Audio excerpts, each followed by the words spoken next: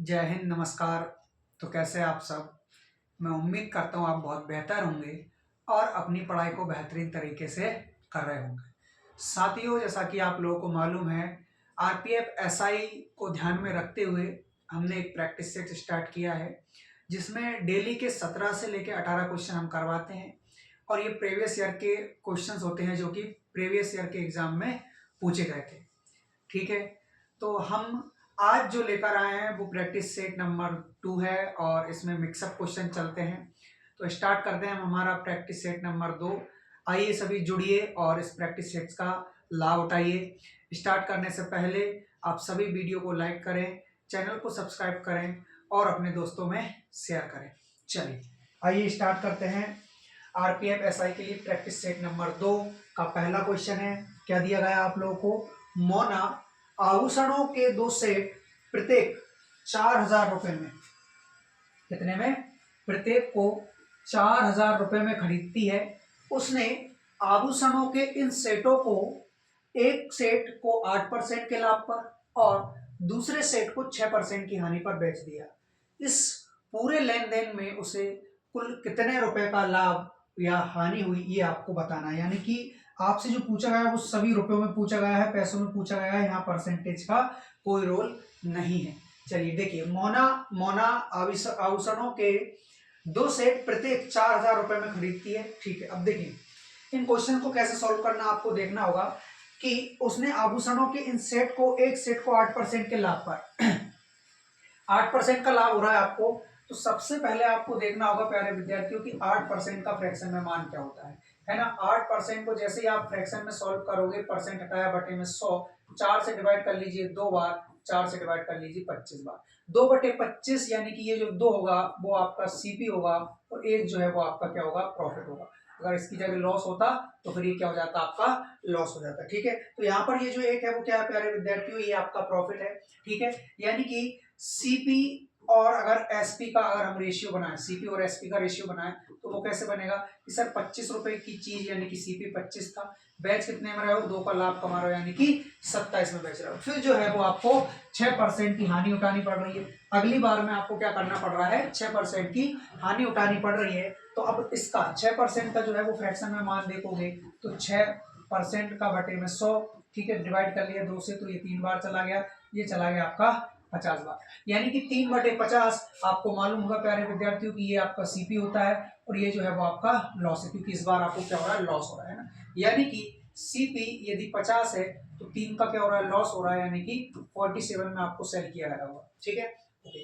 अभी देखिए सबसे मेन जरूरी चीज है इसमें कि आभूषणों के 2 सेट खरीदे जिसमें प्रत्येक की कीमत 4,000 रुपए है। प्रत्येक की कीमत, प्रत्येक सेट की कीमत कितनी है प्यारे विद्यार्थियों? 4,000 रुपए है। यानी कि यहाँ पर आपको सीपी सेम दिया गया है 2 वस्तुओं का। तो जब आपको सीपी सेम दिया जाए तो यहाँ भी आपको जो है वो सीपी सेम करना होगा। तो सीपी सेम करने के लिए आप मल्टीप्लाई करोगे 2 से, तो फिर यहां भी आपको मल्टीप्लाई करना होगा 2 से। ठीक है, यहां पर आप देखोगे 25 दूनी कितना हो गया? ये 50 हो गया, यानी कि सीपी यहां पे आपका निकल कर आया 50, ये भी सीपी 50 है। ये 27 दूनी कितना हो जाएगा? 54 हो जाएगा। कितना हो जाएगा? 54। ठीक है, अगर हम टोटल बात करें कि भाई दोनों वस्तु टोटल कितने रुपए की हो रही है, तो 100 रुपए में दोनों वस्तु, ये रेशियो में बात चलती है, रेशियो में बात चलती है, तो यहाँ पर रुपए लिखने की जरूरत नहीं है। तो भाई 100 रुपए में दोनों वस्तुओं को आपने खरीदा, कितने में सेल कर रहे हो? अब ये जोड़ोगे आप 54, यानी कि ये बेचोगे आप 101 रुपए में। कितने में? 101 रुपए में। यानी कि उन दोनों वस्तुओं का सीपी टोटल मिलाकर, कुल मिलाकर आया 100 रुपए और वैसे कितना आया? 101 रुपए। मतलब बेचा कितने में? 101 रुपए में। ठीक है, अब देखिए, अब आपसे बोला है कि इस लेन देन में कुल मिलाकर कितना लाभ या कितनी हानि हुई है, ये आपसे पूछा रहा है। ध्यान देना आपको एक चीज कि यहाँ पर प्रत्येक को आप कितने में बेच रहे हो? सर यहाँ पर हम प्रत्येक को 4,000 रुपए में बेच रहे हैं, सॉरी खरीद रहे हैं, है ना, खरीद रहे हैं। और यहाँ पर प्रत्येक को कितने में खरीदा है? 50 में। यानी कि 50 की जो वैल्यू है वो कितनी हो जाएगी विद्यार्थियों? वो हो जाएगी आपकी 4,000 रुपए। यानी कि एक रेशियो का यहाँ से मान निकल कर आएगा, कितना आएगा मेरे भाई? ये आएगा आपका 80 रुपए। कितना आएगा एक रेशियो का मान? 80 रुपए। और आपको अब ओवरऑल प्रॉफिट और लॉस बताना है। तो देखिए 100 की वस्तु को आप 101 में बेच रहे हो, यानी कि 1 के रेशियो में प्रॉफिट कमा रहे हो, और 1 के रेशियो में जो हमने वैल्यू निकाली है वो कितनी निकाली है? 80 रुपए निकाली, यानी कि 80 रुपए का आपको क्या है? प्रॉफिट हो रहा है। तो लाभ कहाँ रहा? ऑप्शन नंबर बी में। तो ऑप्शन नंबर बी जो है वो आपका करेक्ट आंसर हो जाएगा इस प्यारे से क्वेश्चन का। ठीक है, चलिए आगे बढ़ेंगे नेक्स्ट क्वेश्चन की ओर।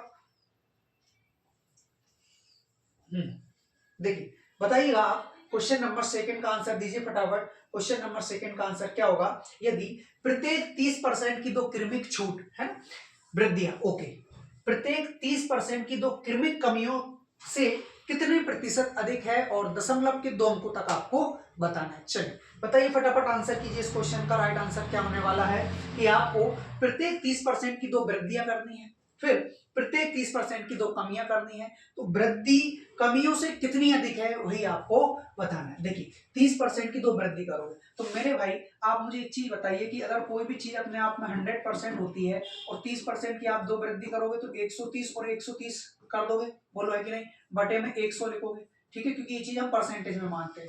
0 से 0 खत्म हो जाएगा, यानी कि ये आ रहा है आपका 169 है ना। अब देखिए यहाँ पर हमने 1 का परसेंट नहीं लिया है, मतलब 1 का परसेंट नहीं हटाया, इसीलिए बटे में केवल 100 आया है, ठीक है। तो ये जो आ रहा है वो अपना 169% आ रहा है। अब आप खुद देख के बता देंगे यहाँ पर कि 100% आपकी वह वस्तु थी, बढ़कर कितनी हो चुकी है, 169 हो गई है, यानी कि 69% की क्या हुई है, वृद्धि हुई है, इंक्रीज हुआ है। क्लियर है सभी को? चलिए अब इसके बाद अगर हम बात कर लें कमी की, तो कमी कैसे बताएगी इसको, कमी कैसे रोल निभाएगी अपना, देखिए कैसे कि भाई 30% की दो कमी हो रही है, यानी कि कोई भी चीज अपने आप में जो है वो मेरे भाई 100% होती है, 30% की कमी हो रही है, यानी कि 70% और वापस से 70%, ठीक है। एक 70% हम क्या करेंगे, हटा लेंगे, तो जैसे ही हमने 70 का परसेंट हटाया बटे में क्या आ गया, 100 आ गया।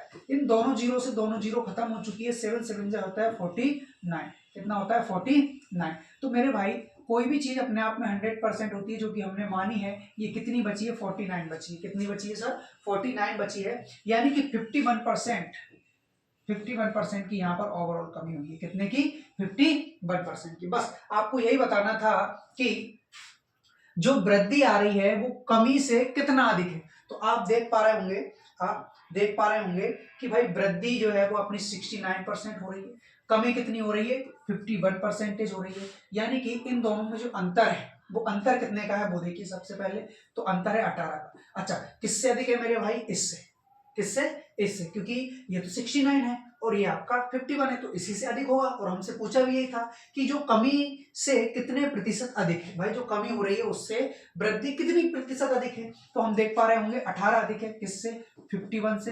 परसेंट बनाने के लिए 100 से मल्टीप्लाई कर देंगे, ठीक है। अब यहां से हम इसको डिवाइड करेंगे तो हमारा पॉइंट में है जो आंसर आने वाला है, लेकिन हम लगभग भी लगा सकते हैं। लगभग कैसे लगाएंगे, 3, ओके, 17 3 होता है 51, ठीक है, और ये चला जाएगा कितनी बार, 6 बार, ये हो जाएगा आपका 600 बटे का 17, 600 बटे का 17, 17 दूनी 34, 17 3 51, 17 3 51, बचा कितना, 9 बचा, 17 5 85, 17 5 85, पॉइंट लगा लीजिए, बचा 5, 17 दूनी 34, 17 दूनी 34 और 9 बार, यानी कि कहने का तात्पर्य है 35.29% हमारा इस क्वेश्चन का जो है वो राइट आंसर हो जाएगा, ऑप्शन नंबर डी। क्लियर है? चलिए आगे बढ़ते हैं नेक्स्ट क्वेश्चन की ओर। मैं उम्मीद करता हूं ये क्वेश्चन आपको समझ में आया होगा। अगर कुछ मिस्टेक हो गई हो जैसे कि कैलकुलेशन में, तो वो आप लोग सही कर लीजिएगा, बाकी प्रोसेस यही रहेगी, ठीक। नेक्स्ट क्वेश्चन, क्वेश्चन नंबर 3, बताइए इस क्वेश्चन का आंसर क्या होने वाला है, क्वेश्चन नंबर 3 का।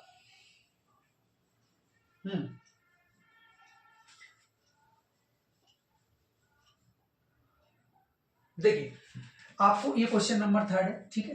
3 4 5 के रेशियो के अनुपात वाली भुजाओं वाली 3 घनों को पिघलाकर एक एकल घन बनाया जाता है, जिसका विकर्ण आपको 18√3 सेंटीमीटर दे रखा। अच्छा ये विकर्ण है, ठीक है, ओके, है ना। तो तीनों घनों की भुजाएं क्या होगी, हो सकता है ये स्क्वायर, ठीक है। तो तीनों घनों की भुजाएं क्या होगी, ये आपको बताना है। क्या ऑप्शन नंबर ए सही होगा, या बी, या सी, या डी, ये आपको यहाँ पर बताना है। चलिए देखिए 3 4 5 के अनुपात वाली भुजाओं वाले 3 घनों को पिघलाकर एकल घन बनाया गया है ना, जिसका विकर्ण 18√3 है। देखिए होता क्या है कि यहाँ पर आपको घन दे रखा है, क्या दे रखा है मेरे भाई, घन दे रखा है। अच्छा घन क्या होता है, देखिए मैं बता देता हूँ आपको कि घन क्या होता है। शायद मुझे भी बनाना ना आए, लेकिन फिर भी मैं आपको बना के बताऊंगा कि घन होता क्या है। ये जो बॉक्स जैसा रहता है मेरे भाई, जिसकी ऊंचाई भी होती है, लंबाई भी होती है, चौड़ाई भी होती है, उसी को हम क्या कहते हैं, घन कहते हैं। ठीक है, 3 इस प्रकार के घन बनाए गए हैं। एक तो ये हो गया, ठीक है। दूसरा अगर हम बनाए तो दूसरा हम यहाँ पर इस प्रकार बना लेंगे, ये दूसरा वाला है, ठीक है। ये दूसरा वाला घन है, 1 मिनट, ये तो मैंने पासा बना दिया। ये जो है ये दूसरा वाला घन है, ठीक है, ये, और एक और इसी प्रकार का ये ले लीजिए, ठीक है। इन तीनों घनों को पिघलाकर एक घन बनाया जाएगा, जिसका आपको विकर्ण दिया होगा। क्या दिया होगा मेरे भाई? जिसका आपको विकर्ण दिया होगा। इन तीनों के जो है वो भुजाएं आपको दे रखी है, ठीक है। और आपको मालूम होना चाहिए कि जो घन की भुजा होती है वो तीनों क्या होती है, सेम होती है, यानी कि लंबाई, चौड़ाई और ऊंचाई तीनों जो होती है वो घन की क्या होती है, सेम होती है, ठीक है। तो सबसे पहले तो मैं आप लोगों को घन का आयतन और घन का विकर्ण लिखवाऊंगा। घन का जो आयतन होता है उसका मान होता है भुजा का क्यूब, और भुजा को यदि हम a मान रहे हैं तो a का क्यूब मान लीजिए, ठीक है। उसके बाद होता है भाई घन का विकर्ण, ठीक है। घन का विकर्ण का जो फॉर्मूला होता है वो क्या होता है, वो होता है आपका रूट तीन इंटू ए, रूट तीन इंटू ए, ये होता है, ठीक है। ये आपका क्या हो जाएगा, ये घन के विकर्ण का फॉर्मूला हो जाएगा, घन का विकर्ण,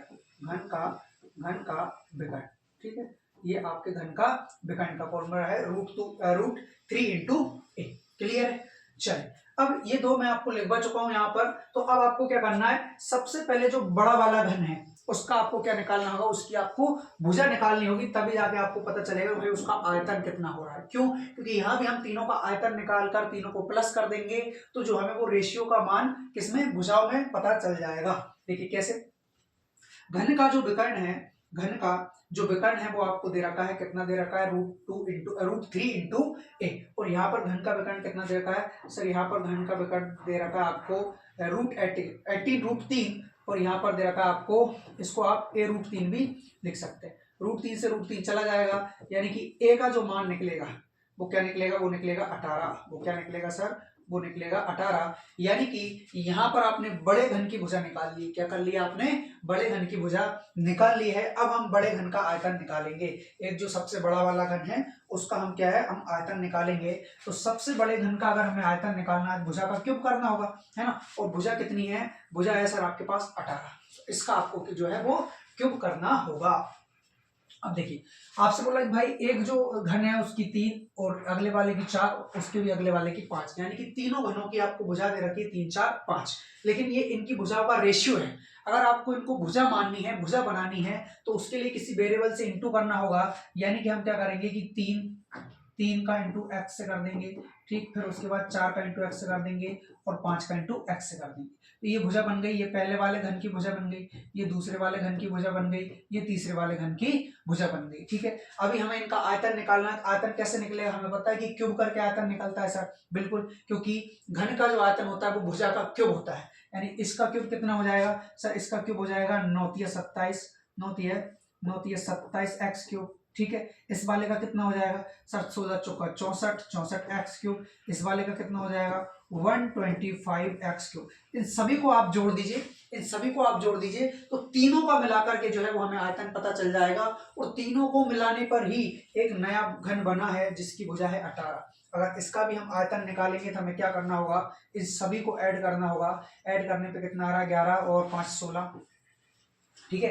हासिल का कितना आएगा, हासिल का आया 1, ठीक है। 4 5 और 1, यहाँ से 11, 1 और 1 2, यानी कि 216 एक्स क्यूब। 216 एक्स क्यूब इनको जोड़ने पर आया है।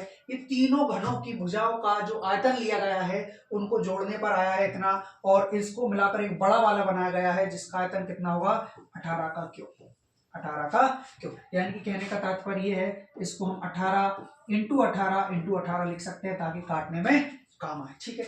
अभी हम 6 से डिवाइड करेंगे तो 6 तिया 18 और 6 से ये चला जाएगा 36 बार। 6 तिया 18, 6 से चला गया 6 बार, 6 से कम 6 तिया 18, यानी कि हमें क्या मिला इधर 3 इंटू 3 27, ठीक है। और यहाँ पर क्या मिलेगा हमें एक्स क्यूब। तो एक्स क्यूब की वैल्यू कितनी है मेरे भाई 27 है, तो एक्स की वैल्यू क्या आ जाएगी 3 आ जाएगी। क्यों? क्योंकि जैसे ही यहाँ से क्यूब हटा तो यहाँ पर 3 पे क्या चढ़ जाएगा, क्यूब चढ़ जाएगा। क्यों? क्योंकि जो 27 है वो किसका क्यूब है, वो 3 का। तो 3 से 3 चला गया, यानी x का मान आ गया 3, x का मान 3 आ गया। आपसे तीनों मानों की भुजाएं पूछी है, तो बस आप x की जगह मान रख दीजिए, आपका जो है वो राइट आंसर आ जाएगा। ठीक है, तो यहाँ पर अगर आपने मान रखा 3, तो ये हो गया 9, ये हो गया 12, ये हो गया 15, तो 9 12 15, 9 12 15 ऑप्शन नंबर बी हमारे इस क्वेश्चन का राइट आंसर हो जाएगा। चलिए, क्लियर है सभी को? ओके, तो फटाफट स्क्रीनशॉट लीजिए, फिर आगे बढ़ते हैं भाई नेक्स्ट क्वेश्चन की ओर।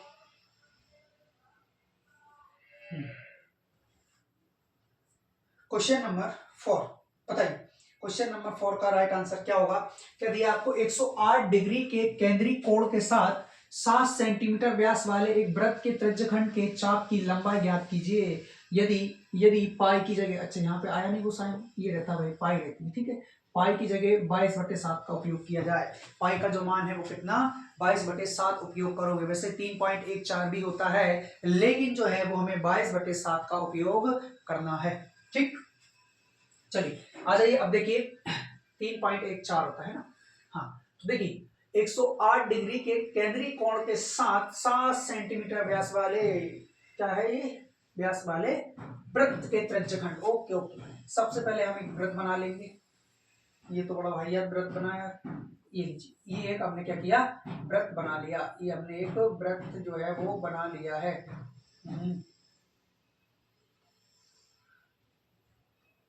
ये लीजिए ना, तो ये हमने एक वृत्त को जो है वो बना लिया है। ये जो है वो इसकी, ये इसका वृत्त का केंद्र है, केंद्र से जो है वो त्रिज्या, अच्छा व्यास दे रखा है आपको, यानी कि यहां से लेके यहां तक दे रखा है 7 सेंटीमीटर, सेंटीमीटर में है ना, ओके, यानी कि त्रिज्या क्या हो जाएगी? त्रिज्या इसकी आधी होती है, यानी कि 7/2, यानी कि r का जो मान होगा, स्मॉल r ले लो या कैपिटल ले लो, इसका जो मान होगा वो होगा 7/2, ठीक है, और पूरे का मान यानी कि व्यास को कहते हैं डायमीटर 8, ये हो जाएगा आपका 7। ठीक है, अब आपसे बोला है कि त्रिज्यखंड के चाप की लंबाई, अच्छा 108 डिग्री के केंद्रीय कोण के साथ 7 सेंटीमीटर व्यास, 108 डिग्री का केंद्रीय कोण है। अब 108 डिग्री का केंद्रीय कोण यानी कि यहां पर आपने रख के ऐसे चाप बनाया, तो कितने का बना है? 108 डिग्री का बना है। ठीक है, तो आपको चाप की लंबाई निकालनी है ना, तो चाप की लंबाई का जो फॉर्मूला होता है वो होता है मेरे भाई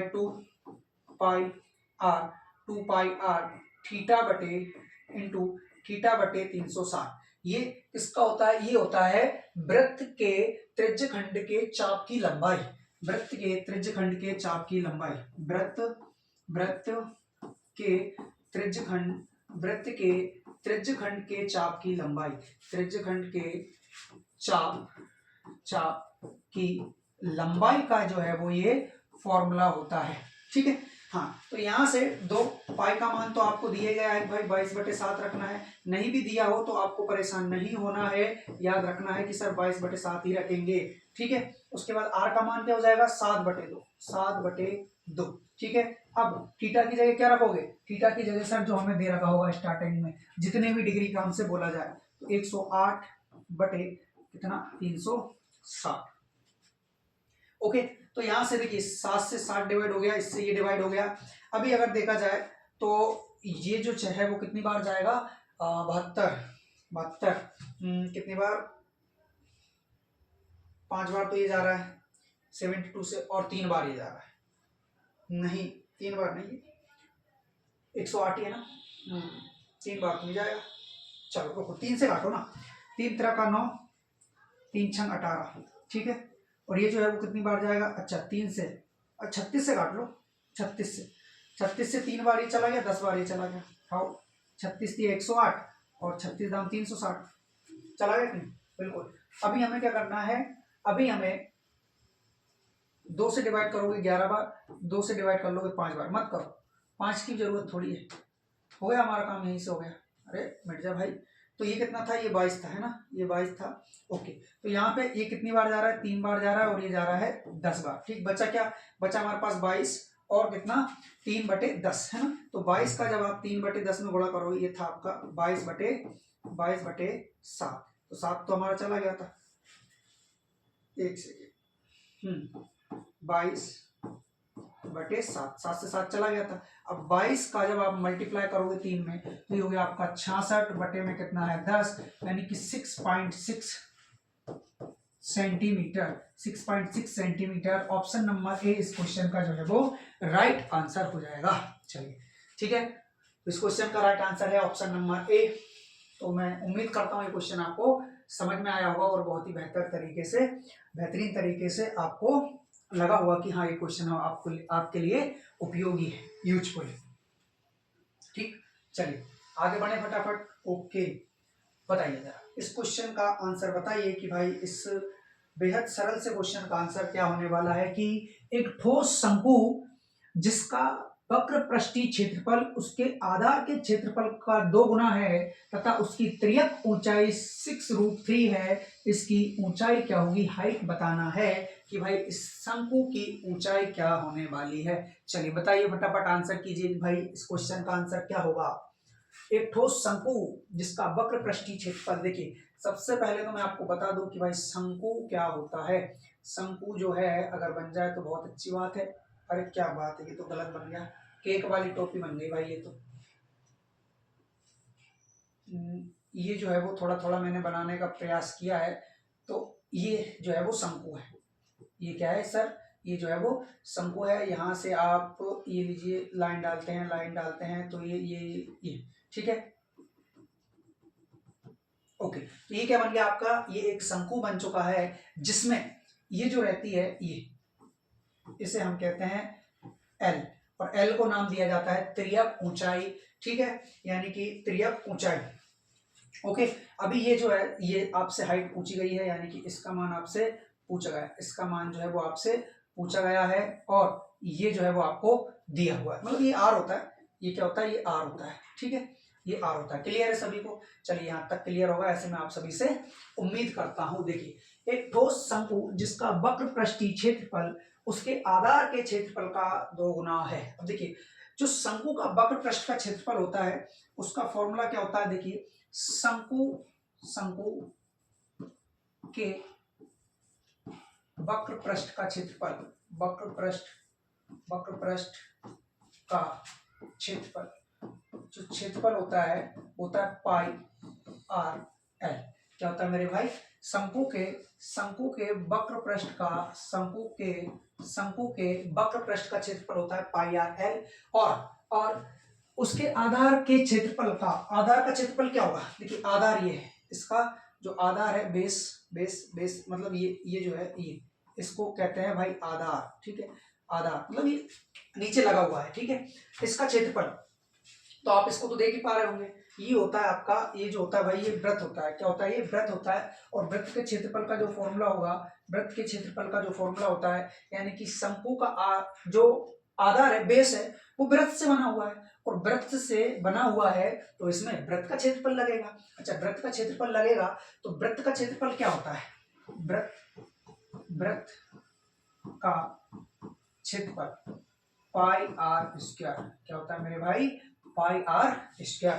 ठीक है, तो अब क्वेश्चन के अकॉर्डिंग जमाएंगे कि भाई एक ठोस शंकु जिसका वक्र पृष्ठीय क्षेत्रफल उसके आधार के क्षेत्रफल का 2 गुना है, यानी कि शंकु का जो वक्र पृष्ठ का क्षेत्रफल है पाई आर एल, वह 2 गुना है किसका, उसके आधार के क्षेत्रफल का, और आधार का क्षेत्रफल क्या है, पाई आर स्क्वायर। ठीक है, ये होगा आपस में बराबर 21। चलिए आगे सॉल्व करेंगे तो आप देख पा रहे होंगे पाई से पाई खत्म हो जानी है, आर से आर खत्म हो जाना है, यानी कि एल बराबर आ जाएगा 2r। क्या आ जाएगा मेरे भाई, एल का जो मान है वो आ जाएगा 2r। शायद दिख नहीं रहा होगा, इससे करते हैं, है ना। तो अभी एल यानी कि तिर्यक ऊंचाई। अच्छा, तिर्यक ऊंचाई आपको दे रखी है 6√3, तो यहाँ पर रख दीजिए आप 6√3 बराबर 2r। सर आर का मान निकल गया, बिल्कुल निकल गया मेरे भाई, 3√3 जो है वो आर का मान निकल चुका है। ओके, तो यहां पर लिख दे रहा हूं मैं 6√3। ठीक, आर का जो मान निकला है वो निकला है 3√3। आपको क्या चाहिए भाई, हाइट चाहिए, हाइट। तो देखिए कभी भी आपने ये प्रमेय पढ़ी होगी, क्या पढ़ी होगी कि सर इसको अगर आप बेस पढ़ रहे हो, आधार पढ़ रहे हो, तो फिर ये लंब है और ये क्या है, ये जो है सर वो हमारा कर्ण है। क्या है, कर्ण, जैसे हम कर्ण भी कहते हैं। तो हमें ये दिया हुआ है, ठीक है, हमें ये दिया हुआ है, हमें ये निकालना है।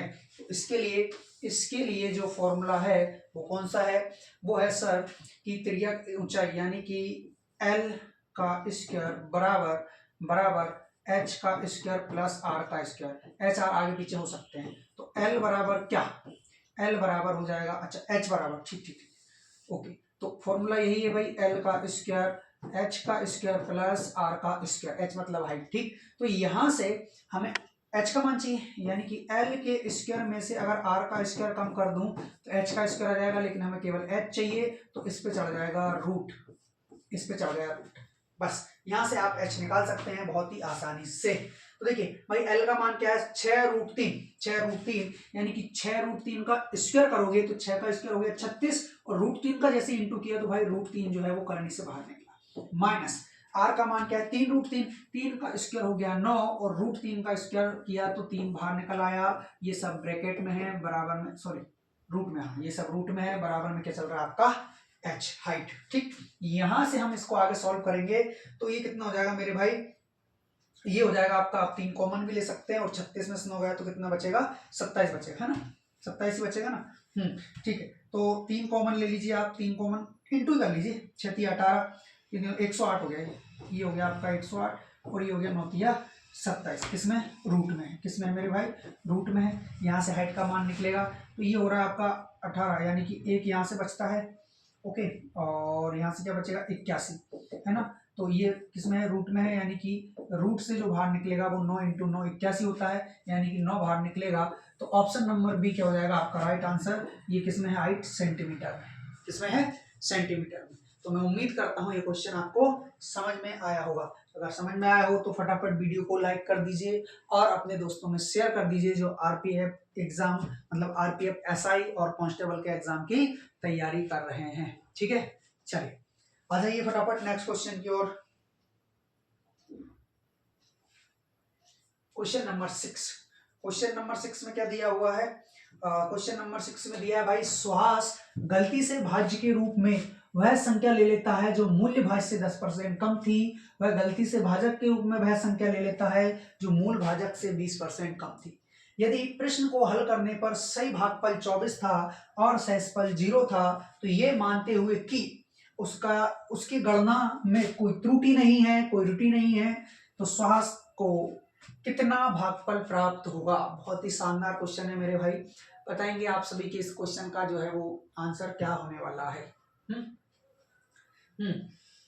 चलिए बताइए जरा, मैं वेट करता हूं आप लोगों के आंसर्स का।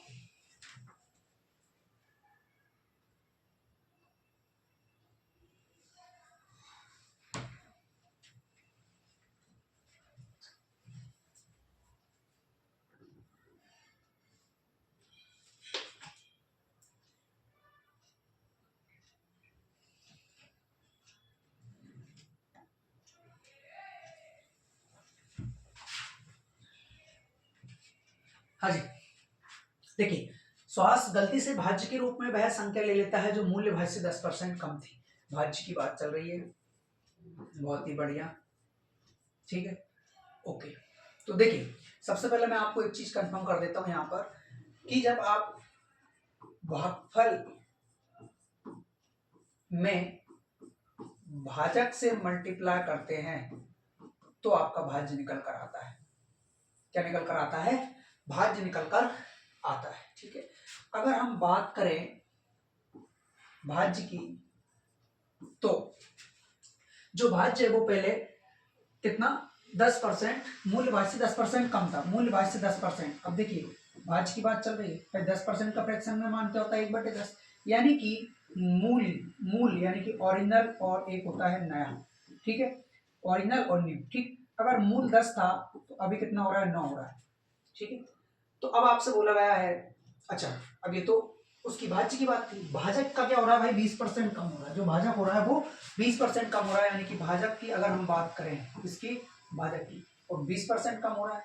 20% यदि कम हो रहा है तो 20% का मान क्या होगा भाई, 20% क्या होता है, 20% होता है 20/100, 1 0 से 1 0 खत्म, यानी कि आप इसको 1/5 कहते हैं, बिल्कुल। यानी कि सर अगर नया और ओरिजिनल यानी कि नया और मूल भाज्य की बात, भाजक की बात करें तो 5 से कितना हो जाएगा, 1 कम यानी कि 4, ठीक है। बस ये चीजें किस में चलती है, रेशियो में चलती है, ठीक है। अब देखिए क्या बोला है हमसे कि भाई भागफल इंटू भाजक करोगे तो भाज्य निकलेगा। अच्छा जो प्रश्न को हल करने पर जो भागफल आ रहा है वो 24 आ रहा है। प्रश्न को हल करने पर भागफल 24 आ रहा है। तो भागफल अगर 24 आ रहा है यानी कि 24 हमारा भागफल आ रहा है, हमने 5 से इंटू किया होगा, मूल की बात चल रही है, तो नया क्या आ जाएगा हमारे पास 10 आ जाएगा। ठीक है, अब यहाँ से हम एक रेशियो का वैल्यू निकालेंगे। एक रेशियो का वैल्यू कितना निकलेगा, एक रेशियो का वैल्यू निकलेगा आपका बटे में 10 आ जाएगा। और जैसे ही बटे में एक काम करते हैं ना, डिवाइड कर लेते हैं, किससे, 5 से। तो 5 दूना 10, 5 से 5 खत्म, 2 से डिवाइड किया 12 बार, तो एक रेशियो का मान क्या आ गया 12। ठीक है, एक रेशियो का मान आ चुका आपका 12, लेकिन आपको नया चाहिए तो 9 रेशियो से आप इंटू कर दीजिए, 12 नमा की कितना हो गया 108। ठीक है, ओके। तो अब जो है वो आपका भाज्य कितना आ चुका है, अब जो है वो आपका भाज्य आ गया है 108। कितना आ गया मेरे भाई 108। तो आपसे क्या बोला, ये मानते हुए कि उसकी गणना में कोई त्रुटि नहीं है, श्वास को कितना भागफल प्राप्त होगा। देखिए जो नया आया है ना वो 108 आया है, इसमें कोई त्रुटि नहीं है, ऐसा मान लीजिए आप। ठीक है, तो ऐसा अगर आप मान लेते हो कि भाई आपका जो भाजक है वो 108 है, तो इसमें किससे डिवाइड करें कि आपका भागफल आ जाए। भागफल बनाने के लिए आप नए वाले भाजक से डिवाइड करेंगे, तो 2 और 28 हो गया तो 7, यानी कि 27 जो है इस क्वेश्चन का राइट आंसर होगा ऑप्शन नंबर ए। ठीक है, चलिए, किसी का कोई डाउट, किसी का कोई क्वेश्चन हो तो आप बेशक और बेझिझक हमसे पूछ सकते हैं। ओके, कमेंट बॉक्स खुला पड़ा है आप लोगों के लिए। अगर किसी और एग्जाम के प्रैक्टिस सेट भी करवाने हो, लगाने हो, तो उसके लिए भी आप हमें कमेंट कर सकते हैं। ठीक है, अगर आपको पीडीएफ चाहिए हो तो आप मैथ्स अभिषेक सर करके टेलीग्राम पर चैनल है, उससे आप ज्वाइन हो सकते हैं। ठीक है, और जो है वो हमारी जो क्लासेस चल रही है वो देखिए आप, एचडी यादव की मैथ्स की बुक लाइव क्लास चलती है। ये आपकी लाइव क्लास कितनी बजे, रात को 9 बजे। कितनी बजे मेरे भाई, रात 9 बजे। ठीक है, ये आपकी लाइव क्लास चलती है जिसमें हम एचडी यादव के क्वेश्चन करवा रहे हैं। ये जो है वो आपका प्रैक्टिस सेट चलता है, ये सुबह जो है वो 7:30 तक है, जो है वो सुबह हमारे इस यूट्यूब चैनल पर आपको उपलब्ध करा दिया जाता है। ये जो हमारा प्रैक्टिस सेट चल रहा है, कौन सा, आरपीएफ एसआई को लेकर। ठीक है, 2 क्लास हो गई। एक और क्लास चलती है हमारी शाम को 4 बजे 5 बजे के समथिंग, वो जो है वो चलती है हमारी प्रैक्टिस सेट्स प्रीवियस ईयर के जो क्वेश्चन होते हैं वो चलते हैं हमारे एसएससी के लिए। किसके लिए, एसएससी के लिए। और ये जो चल रहे हैं वो चल रहे हैं रेलवे के लिए। ठीक है, इसका जो टाइम है वो है 4 बजे का। ठीक है, 4 भी नहीं तो आप 5 ले लीजिए, कितने बजे का, 5 बजे। ठीक है, तो इन सब का आप विशेष ध्यान रखेंगे। बाकी पढ़ते रहिए, खुश रहिए और मस्त रहिए। चलिए बढ़ते हैं मेरे भाई आगे नेक्स्ट क्वेश्चन की ओर। क्वेश्चन नंबर 7 बताइए जरा क्या दिया है भाई इसमें, क्वेश्चन नंबर 7 में। हाँ, क्वेश्चन नंबर 7, मित्रों के एक समूह की औसत आयु 27 वर्ष है। अच्छा, 4 नए मित्र जिनकी औसत आयु 25 वर्ष है उनमें शामिल कर लिया जाता है तो पूरे समूह की औसत आयु 26 वर्ष हो जाती है। ओके, तो प्रारंभ में समूह में कितने व्यक्ति थे, बताइए भाई कितने व्यक्ति थे। हाँ, बहुत इजी क्वेश्चन है। देखिए, मित्रों के एक समूह की औसत आयु 27 वर्ष है। मित्रों के एक समूह की औसत आयु 27 वर्ष है। तो भाई हम मान लेते हैं भाई जो मित्रों का एक समूह है उनमें संख्या n है। ठीक है, और 27 वर्ष जो है वो इनका औसत है। इन दोनों का जब हम मल्टीप्लाई करते हैं तो योग निकल कर आता है, तो 27n क्या निकल कर आ रहा है भाई, योग निकल कर आ रहा है। क्या निकल कर आ रहा है, योग। यदि 4 नए विद्यार्थी इसमें शामिल हो गए जिनकी औसत आयु 25 वर्ष है, यानी कि 4 विद्यार्थी थे जिनकी औसत आयु 25 वर्ष थी, यानी कि योग 100 और शामिल कर लेंगे। ठीक है, तो पहले योग कितना था भाई, 27n था। अब जो है वो इसमें, अब जो है इसमें 100 और शामिल हो गया योग। तो क्या हो रहा है, तो उनके साथ शामिल हो जाते हैं तो पूरे समूह की औसत आयु 26 वर्ष हो जाती है। पूरे समूह की औसत आयु 26 वर्ष हो जाती है। पूरा समूह कितना होगा सर, पूरा जो समूह होगा वो कितना होगा, तो सर इन पूरे समूह की औसत आयु 26 वर्ष हो रही है, लेकिन उसमें व्यक्ति कितने हैं, तो सर पहले व्यक्ति n माने थे, अभी 4 नए व्यक्ति और भी शामिल हो गए उसमें, तो ये पूरा समूह हो जाएगा। ये भी योग आपस में बराबर। ठीक, तो 27 इंटू n प्लस का क्या हो जाएगा मेरे भाई 100। 26 नु 4 का गुणा, यानी कि 4 छंग 24 और 4 दूनी 8 और 2 10, कितना हो गया 10। ठीक है, और जब n का 26 से गुणा होगा तो प्लस का 26n है ना, ये 26n इधर आ जाएगा यहाँ पर, तो आने के बाद कम हो जाता है भाई। 27n में से 26n को कम किया तो क्या हो जाएगा भाई 104, ये 100 भी इधर जाके हो जाएगा माइनस का। तो यहाँ से जो है वो n का मान क्या निकल कर आ रहा है, 4 निकल कर आ रहा है। क्या निकल कर आ रहा है सर, 4 निकल कर आ रहा है। यानी कि ऑप्शन नंबर बी इस क्वेश्चन का जो है वो राइट आंसर होगा। ठीक है, अब देखिए ये बेसिक मेथड था। एक शॉर्ट ट्रिक मैं आपको बताता हूं। देखिए मित्रों के एक समूह की औसत आयु 27 वर्ष है। कितनी है, 27 वर्ष। तो पहले 27 वर्ष औसत आयु थी, है ना। कितने मित्र थे हमें नहीं मालूम, है ना, हम मान के चल रहे हैं एक्स, एन मित्र थे। ठीक है, अभी उनकी औसत आयु लास्ट में कितनी हो गई, 26 वर्ष हो गई है। क्यों हो गई है, क्योंकि अब n प्लस 4 मित्र और आ चुके हैं। कितने आ चुके हैं, 4 मित्र और आ चुके हैं। कितने के आए हैं, कैसे क्या आए हैं, उस चीज से लेना देना नहीं है। हम केवल ये देखेंगे भाई औसत 27 था, औसत 26 हो गया, यानी कि औसत में 1 की कमी आई है। क्यों आई है, क्योंकि 4 विद्यार्थी और आए हैं, है ना। तो 1 चुका 4, यानी कि विद्यार्थी की संख्या कितनी हो गई, 4। ठीक, चलिए तो आगे बढ़ते हैं भाई नेक्स्ट क्वेश्चन की ओर। ये लीजिए नेक्स्ट क्वेश्चन, क्वेश्चन नंबर 8। और बताइए इस क्वेश्चन का जो है वो राइट आंसर क्या होगा। दी गई दो प्राकृत संख्याओं के योग का वर्ग 784 है, जबकि दी गई संख्याओं का गुणनफल 192 है। इन दोनों दी गई संख्याओं के वर्गों के बीच में धनात्मक अंतर क्या होगा, ये आपको बताना है। पॉजिटिव डिफरेंस क्या होगा इसका, ये आपको बताना है। देखिए दी गई दो प्राकृत संख्याओं के योग का वर्ग, दी गई दो प्राकृत संख्याओं के योग। अब दो प्राकृत संख्या मान लीजिए a और b दो प्राकृत संख्या है, के योग का, यानी कि इनका योग पहला करना है फिर इनका वर्ग करना है, तो फिर 784 आएगा। वाह, यानी कि सर a प्लस बी अगर हम करें और यहाँ से वर्ग हटाए तो इधर 784 पे चलेगा रूट, और रूट इस पे जैसे ही चढ़ा तो a प्लस बी का मान फटाफट सामने निकल कर आया है 28, क्योंकि जो 784 होता है वो क्या होता है मेरे भाई, 28 का स्क्वायर होता है। ठीक, अब हमसे बोला जबकि दी गई दो संख्याओं का गुणनफल 192, वही दो संख्या है कि भाई a इंटू बी यदि आप करोगे तो 192 आएगा, ये समीकरण 2 हो गया। ठीक है, दोनों दी गई संख्याओं के वर्गों के बीच धनात्मक अंतर, दोनों दी गई संख्या, दोनों दी गई संख्या के वर्गों दोनों दी गई संख्या के वर्गों के बीच, यानी कि a का वर्ग माइनस बी का वर्ग, क्योंकि उनका अंतर है ना, इसलिए ये आपको बताना है। वाह क्या बात है यार। ठीक है भाई, बताओ इसका आंसर क्या होगा, ए स्क्वायर माइनस बी का स्क्वायर, ये बताना है। दोनों दी गई संख्याओं के वर्गों के बीच, हाँ, धनात्मक अंतर। ठीक ठीक ठीक, ये बताना है, यानी इसका मान जो है वो आपको फाइंड करना है। बताएंगे आप सभी भाई इसका मान क्या होगा। देखिए आपको मालूम होना चाहिए, एक फॉर्मूला होता है ए प्लस बी का होल स्क्वायर माइनस ए माइनस बी का होल स्क्वायर बराबर 4ab। ये अगर नहीं पढ़ा हो तो आप पढ़िएगा, अलजेब्रा में ये जो इस प्रकार के क्वेश्चन आते हैं। ठीक, अभी आपको मालूम है, अच्छा सर क्या मालूम है हमें, कि भाई प्लस वाला मान तो आपको दिया हुआ है, प्लस वाला जो है वो मान तो आपको दिया हुआ है। अच्छा प्लस वाला मान कितना दे रखा है, 28। यहां से क्या निकलेगा, यहां से जो मान है वो किसका मान निकलेगा, अच्छा 16। और ठीक है चलिए करते हैं।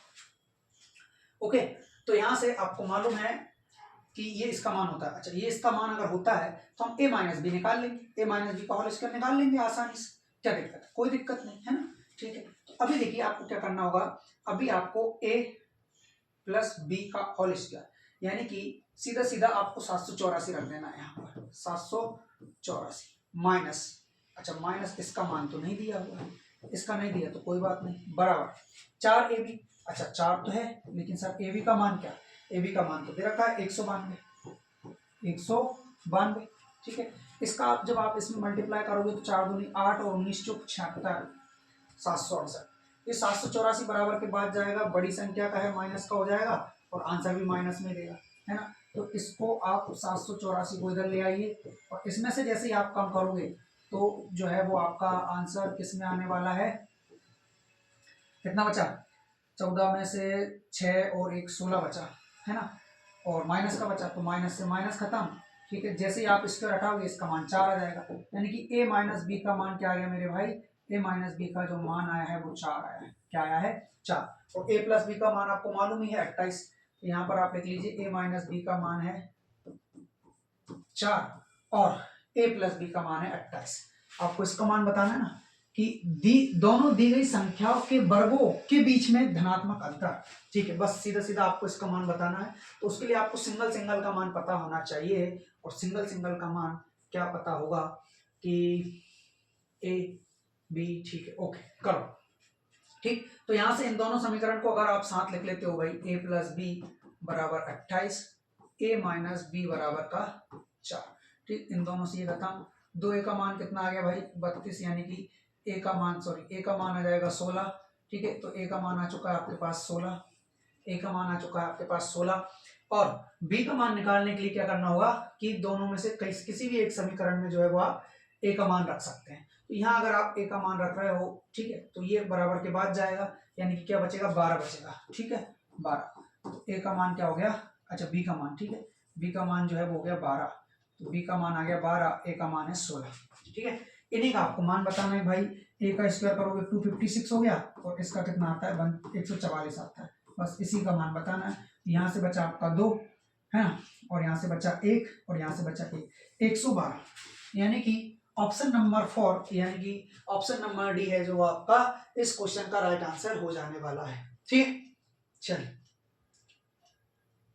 बहुत बढ़िया। और किसी को कोई दिक्कत परेशानी हो तो आप बेशक और बेझिझक हमसे पूछ सकते हैं कि भाई इसका जो है वो आंसर क्या होने वाला है। ठीक है, क्वेश्चन थोड़ा हटके दिया हुआ था, सारा का सारा इबारती प्रश्न जैसा था, लाइनों पर बेस्ड है ना। चलिए ठीक, तो आगे बढ़ते हैं भाई। इसके लिए आपको फॉर्मूले याद होना ही चाहिए, वो भी अलजेब्रा वाले। देखिए, एक दुकानदार ने हेडफोन की एक जोड़ी 20% के लाभ पर 5520 रुपए में बेची। यदि इसे 4370 रुपए में बेचता तो लाभ या हानि क्या होती है आपको बताना है।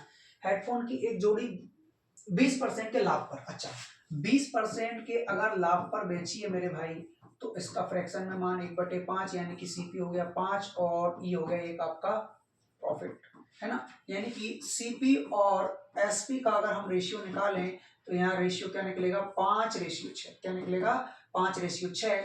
यानी कि अगर देखा जाए तो 6 के रेशियो में बेची है, जबकि वहां पर प्राइस कितना है 5520। तो 6 बराबर 5520 के, यानी कि एक का मान क्या सर, एक का मान 6 नाम 54, 6 दूना 12, 920। एक रेशियो की वैल्यू 920 आ गई। यदि हमें इस वस्तु का सीपी चाहिए तो उसके लिए हमें क्या करना होगा, उसके लिए हमें 5 का मल्टीप्लाई करना होगा, क्योंकि सीपी 5 के रेशियो में। तो यहाँ से हमारा सीपी निकलेगा, क्या निकलेगा भाई 5 दूनी 10, 9 दूनी 18, 19, 1900 रुपए जो है वो हमारे इसका 9 5 45 और 1 4600 जो रुपए है वो इसका क्या निकलेगा सीपी निकलेगा। अच्छा, 4600 रुपए की चीज को आप 4370 रुपए में दे रहे हैं, यानी कि नया सेलिंग प्राइस क्या है आपका, नया सेलिंग प्राइस है आपका 4370। 4370 कितने का लॉस खा रहे हैं आप सीधा सीधा, अगर ये 400 होता तो 200, लेकिन 230 रुपए का लॉस खा रहे हैं। किसके ऊपर खा रहे हैं, सीपी के ऊपर। ठीक है, 4600 के ऊपर खा रहे हैं। परसेंट बनाने के लिए 100 से मल्टीप्लाई, 2 जीरो से 2 जीरो खत्म, 23 एकम 23, 23 दूनी 46, यानी 5% जो है इस क्वेश्चन का राइट आंसर हो जाने वाला है। 5% की हानि, लॉस लॉस लॉस। ठीक, ऑप्शन नंबर बी जो है इस क्वेश्चन का क्या हो गया मेरे भाई, राइट आंसर हो गया है। ठीक है, ऑप्शन नंबर बी इसका राइट आंसर होगा, 5% का लॉस। ठीक, चलो आगे बढ़े नेक्स्ट क्वेश्चन की ओर। क्वेश्चन नंबर 10 बताइए, क्वेश्चन नंबर 10 का राइट आंसर क्या होगा। यदि एक अर्धगोलाकार कटोरे की भीतरी त्रिज्या 5 सेंटीमीटर और इसकी मोटाई 0.2 सेंटीमीटर हो तो कटोरे को बनाने में आवश्यक सामग्री का आयतन ज्ञात कीजिए। यहाँ पाई एन नहीं है, ये पाई है, पाई का मान ये रखा जाएगा, और दशमलव के 2 पूर्णांक तक बताना है। ठीक है, अर्धगोलाकार कटोरे की भीतरी त्रिज्या, गोले का आयतन मालूम है क्या किसी को, गोले का आयतन, अर्धगोलाकार की बात ही नहीं हो रही अभी।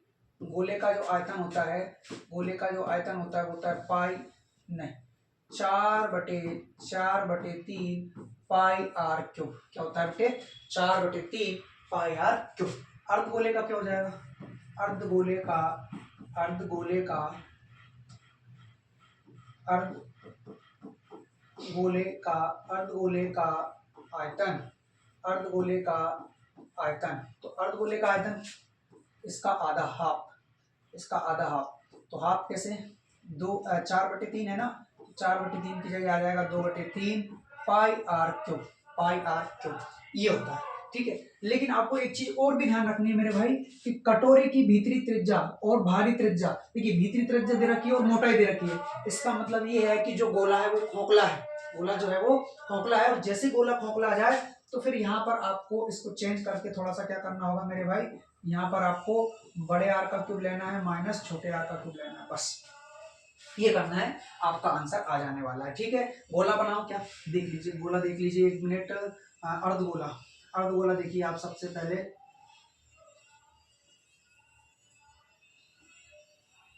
ये अर्धगोला हुआ है, ये आधा गोला हो गया। ठीक है, अब इसके अंदर एक और बनाएंगे ताकि ये जो है वो यहाँ की क्या देखिए, इसकी मोटाई, यहाँ पर जो देखिए वो क्या देखिए मेरे भाई, यहाँ पर जो देखिए वो इसकी क्या देखिए मोटाई देखिए। ठीक है, और मोटाई का मान आपको दे रखा है 0.25 सेंटीमीटर। ठीक, और उसके बाद में आपको भीतरी त्रिज्या, भीतरी त्रिज्या यानी कि ये अगर पॉइंट है तो यहाँ से लेके यहाँ तक दे रखा आपको 5 सेंटीमीटर।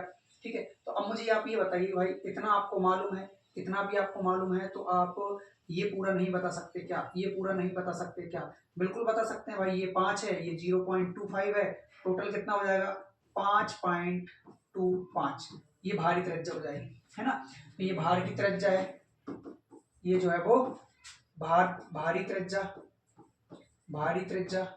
ठीक है, और ये जो है वो आंतरिक त्रिज्या, आंतरिक त्रिज्या। ठीक है, दोनों का क्या है आप मान निकाल चुके हैं, एक भारी त्रिज्या एक आंतरिक त्रिज्या। ठीक है, अभी क्या करना है आपको, ध्यान दीजिएगा, देखिए आपसे बोला है कि कटोरे को बनाने में आवश्यक सामग्री का आयतन क्या होगा, आपको आयतन बताना सीधा सीधा सा, और कुछ भी नहीं, तो आपको केवल मान रखना है, मान किसमें, इसमें 2/3 पाई आर क्यूब, ये आर कौन सा होना है, छोटा आर बड़ा आर, दोनों आर होने हैं। ठीक है, तो यहाँ पर 2/3 पाई का मान अभी बताया था सर 22/7 इंटू में आपको बड़ा आर है, बड़ा आर कौन सा है मेरे भाई, ये भार वाला, भार वाला। ठीक है, यानी कि 5.25 का होल क्यूब माइनस छोटा आर कहाँ पर है, अच्छा छोटा आर जो दे रखा है वो आपको आंतरिक त्रिज्या दे रखी है, अंदर की त्रिज्या दे रखी है, यानी कि इसका क्यूब हो जाएगा। ठीक, तो यहां से आपने क्या देखा, यहां से आपने देखा कि सर 2/3 22/7 इंटू में 5.25 का होल क्यूब माइनस 5 का होल क्यूब। ठीक है, अब इसको जैसे आप सॉल्व करोगे तो सॉल्व करने पे जो आपका आंसर आएगा वो आएगा ऑप्शन नंबर 4। ठीक, मैं आशीष ले रहा हूं क्योंकि इसको सॉल्व करना आसान नहीं है, मैं आपको बता देने वाला हूं यहाँ पर कि इसको सॉल्व कैसे करेंगे। ठीक है, वो तो मुझे आंसर याद था इसलिए मैंने लगा दिया। देखिए तो मेरे भाई आपको एक सिंपल सा कुछ नहीं करना है, सबसे पहले इसका आप क्यूब कर लीजिए और इसका आप क्यूब कर लीजिए, इसमें से आप इसको कम कर दीजिए, ये आपके लिए बेहद आसान होगा। इसके अलावा अगर आप सोचो कि दूसरी ट्रिक मेथड या और कुछ भी लगा लें तो वो थोड़ा सा डिफिकल्ट होगा, आपके लिए डिफिकल्ट होगा। बाकी मैं इसका प्रयास करूंगा इसको शॉर्ट बनाने की, और करूंगा क्या, ये तो कर देता हूँ, तो 2/3 22/7। ठीक है, इंटू में जैसे ही आपने यहाँ से पॉइंट हटाया, जैसे ही आपने यहाँ से पॉइंट हटाया तो ये कितना हो गया, ये हो गया 525 बटे 100। ठीक है, अब इन पे क्या चढ़ना है, होल क्यूब चढ़ना है, क्लियर है, माइनस ये हो जाएगा आपका 125। ठीक है, तो अभी क्या करना है यहाँ से, चलो इधर करेंगे थोड़ा सा सॉल्व, जगह की कमी के कारण। हाँ, तो अभी आप डिवाइड करेंगे 5 से, तो ये चला जाएगा 5 एकम 5, 0 5 25, और ये चला गया 20 बार, 5 से चला गया 21 बार, 5 से चला जाएगा ये 4 बार, तो 21 का क्यूब क्या होता है, 2/3 इंटू 22/7, 21 का क्यूब होगा 9261। इस जो 4 है इसको थोड़ा सा ऊपर ले जाते हैं, ये देखिए क्या था 20 से डिवाइड किया 4 बार। ठीक है, तो ये हो जाएगा आपका 9261, क्या हो जाएगा यहाँ से 9261 अपॉन 4 का क्यूब कितना होगा 64 माइनस 125। इन दोनों का आप चाहे तो एलसीएम ले सकते हैं, एलसीएम आएगा 64। चलिए आगे बढ़ते हैं, यहाँ पे करते हैं अपन, तो ये कितना था मेरे भाई 2/3 इंटू 22/7 इंटू अच्छा 92 61 तो ये यहाँ पर है, ओके।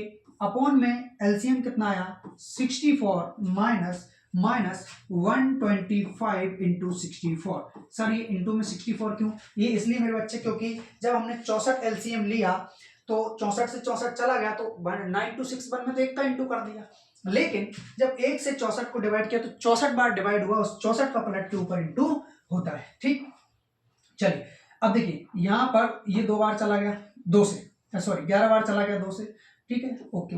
ये 2 कितना हो गया 4 से काट दिए 16 चुक 64, ये 16 बार चला गया, है ना। क्या बचता है ऊपर आपका? अच्छा अब यहाँ पर देखिए आप इसका मल्टीप्लाई करोगे तो 125 चुका कितना होगा भाई 250 और 500 हो जाएगा।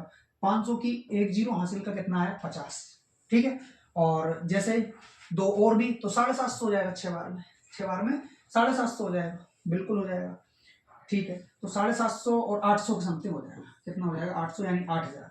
तो 92 61 में से यदि आपने 8000 कम किया और बटे में क्या बचा 16, ठीक है। बाकी आगे तो ये अपना चल ही रहा है, ये क्या है 92 61 एक से, है ना। ये आपका क्या बचता है 11 और ये 7 किया कितना हो जाएगा 21 और उसके बाद ये 92 61 में से 8000 को हम क्या कर लेंगे कम कर लेंगे। तो बटे में क्या चल रहा है अपना 16 चल रहा है। यहां से 11 इंटू 11 बटे 21 इंटू इसमें से इसको कम किया तो ये आ जाएगा आपका 12 61 बटे में 16, ठीक है। अब लगभग हम समाप्ति की ओर ही हैं। तो यहाँ पर देखिए 3 से डिवाइड करोगे आप 7 बार कितनी बार 7 बार, ये 7 कटा नहीं है 7 बार, ठीक है। 3 से डिवाइड ही नहीं हो रहा, 3 से तो डिवाइड नहीं हो रहा, इसलिए नहीं हो रहा क्योंकि पॉइंट में आंसर आ रहा है, अब आपको डिवाइड ही करना होगा, आपको जो है डिवाइड ही करना होगा, इसके अलावा कोई चारा नहीं है। 7 से भी डिवाइड नहीं हो रहा, ठीक है। तो 11 का आप इंटू कर लीजिए और यहाँ पर 21 और 16 का इंटू कर लीजिए, आपका लगभग में आंसर आ जाएगा, ठीक है। तो अगर इंटू करते हैं तो अब तो जगह ही नहीं बच रही कहीं। चलो इधर करेंगे, ठीक है, इधर करेंगे थोड़ा सा इसको। तो 11 इंटू 11 एकम 11, ठीक है, 11 छंग 66, एक मिनट बस, ठीक है। तो 11 एकम 11, 11 एकम 11, 11 छंग 66, 66 एक 67, ठीक है। 11 दूनी 22, 22 और 6 कितना हो जाना है 28 हो जाना है। 11 और 2 13, इंटू करने पर ये आ गया। नीचे 16 और 21 इनसे आप डिवाइड कर सकते हैं, 16 और 21 इनसे आप डिवाइड कर सकते हैं। तो पहले किससे डिवाइड करेंगे, पहले 21 से कर लीजिए, ठीक है। 21 से आप डिवाइड करोगे तो 21 कितनी बार जा रहा है 105, 21 5 105, 21 छंग 126, 6 बार चला गया। अच्छा 126 अगर इसमें से कम हुआ तो कम होने पे कितना बच रहा है, ये बच रहा है मेरे भाई 2 और 127, यानी कि 21 छंग फिर से चला गया, ओके। बचा क्या एक, अब एक बचा तो यहाँ पर जीरो के बाद आप पॉइंट लगाओगे, तो 100 फिर 100 5 4 बार चला जाएगा लगभग में, ठीक है। बटे वापस हम 16 करेंगे तो 16 चुका 64, बचा कितना 2, 16 एकम 16, बचा कितना 4, 44 हो गया तो 16 दूनी 32, ठीक है। आ गया आपका 41.28 सेंटीमीटर क्यूब। बहुत कैलकुलेशन था इसमें, बाकी था इजी, ऐसी कोई बात नहीं थी, है ना। उलझाने के लिए आपको ये क्वेश्चन दिए गए थे, ओके। ये टाइम कंज्यूमिंग हो। चलिए आगे बढ़े मेरे भाई, तो आ जाइए नेक्स्ट क्वेश्चन की ओर। क्वेश्चन नंबर कौन सा 11 बताइए। क्वेश्चन नंबर 11 तो बहुत ही शानदार जानदार है, एक लाइन का क्वेश्चन है कि भाई 62 34 A6 को 9 से विभाजित करने पर ए का मान बताइए। ए का, अरे कहाँ गया, बुरा मत मान यार, ए का मान बताना है। क्या करना है, ए का मान बताना है। तो देखिएगा कि भाई जब 62 34 A6 को 9 से विभाजित करते हो, 9 का नियम मैंने बताया था स्टार्टिंग के क्वेश्चन में ही, कि संख्या के अंकों का योग यदि 9 से विभाज्य है तो वह पूरी संख्या 9 से विभाज्य होती है। तो 6 3 9 चला गया, ठीक। उसके बाद में 4 2 6, ये 4 और सॉरी 6 2 8 और 4 में से एक ले लो तो यहाँ बचेगा 3, यानी अब आपके पास बचता है 3A। तो ए की जगह आप ऐसा क्या रखोगे भाई कि 9 बन जाए या 9 का मल्टीपल बन जाए। तो अब 8 रखते हो तो 11 बन रहा है, नहीं जाएगा 9 से। 7 रखते हो तो 10 बन रहा है, नहीं जाएगा। 10 रख नहीं सकते क्योंकि ए एक अंकों की संख्या है, इसको तो पहले ही हटा दो, यानी कि 6 रखोगे। तो भाई ए की जगह आप 6 रखोगे, 3 और 6 हो गया 9, और 9 9 से चला जाता है। इस प्रकार ऑप्शन नंबर डी जो है हमारे इस क्वेश्चन का राइट आंसर होगा, है ना। सोच रहे होंगे सर ये क्वेश्चन जितना इजी था इतना ही अगर हर एक क्वेश्चन देते तो अब तक कंप्लीट ही हो जाते। चलिए क्वेश्चन नंबर 12 करिए, बताइए भाई इसका आंसर क्या होने वाला है क्वेश्चन नंबर 12 का।